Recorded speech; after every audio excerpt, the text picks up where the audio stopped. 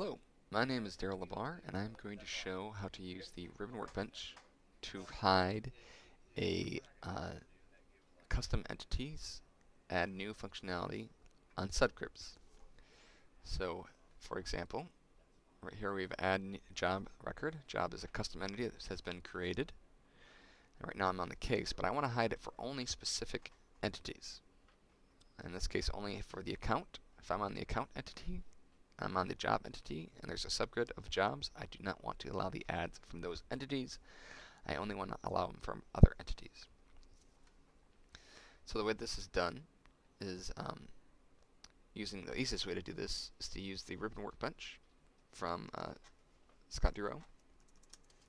If you don't already have it installed, you can find the download from the develop1.net/public download _ribbon workbench 2013. It is compatible with 2015. I am running 2015 update 1, so it works just fine with that. That's the page you can go to actually download the Ribbon Workbench.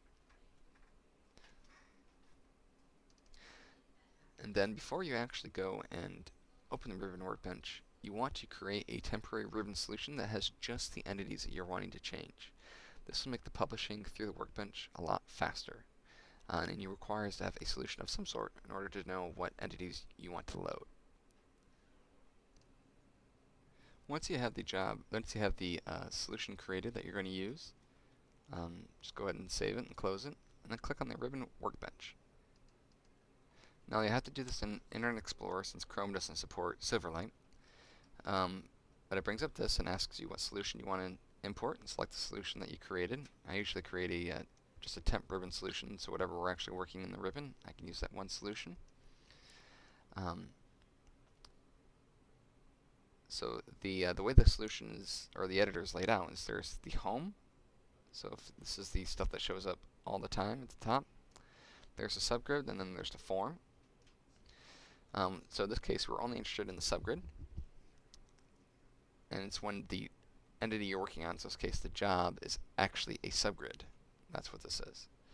So just right-clicking and customize the button brings up and customize the command, and the button drops the command in here, or the button in here, and the command in here. So this is the standard out-of-the-box commands that are related for this, that are created for this custom entity. So it has some JavaScript that's running to determine whether or not it should actually be displayed or enabled. So all you have to do is go in here and add another enable rule. In CRM 2013, the display rule and the enable rule is the same thing as the display rule. So I just picked the enable rule. And I added a new here. I called it hide on account and job forms, since that's what the rule is. And the way that this works is I added an entity rule. You can click and add whatever rule you want to add, but I added an entity rule here. So say if the primary entity is account, then I want to, if that's true, I want to invert that to make it false and say it's not enabled. And by default, it's false, which gets inverted to be true. And that's really confusing, but you have to think, I'm always going to invert whatever the result is. So if it is the account, then that's going to return true. Now I'm going to invert it, so now it's going to return false. And now the entity rule is false, and it won't get enabled. But if the default is false, and I invert that to true, now it's going to be true unless it's the account, and unless it's the custom entity job. So that's all you have to do is put those two in there. Say OK, and say OK. And then publish your solution. And then once you've done that, go test your actual issue here. So now if I go to my account,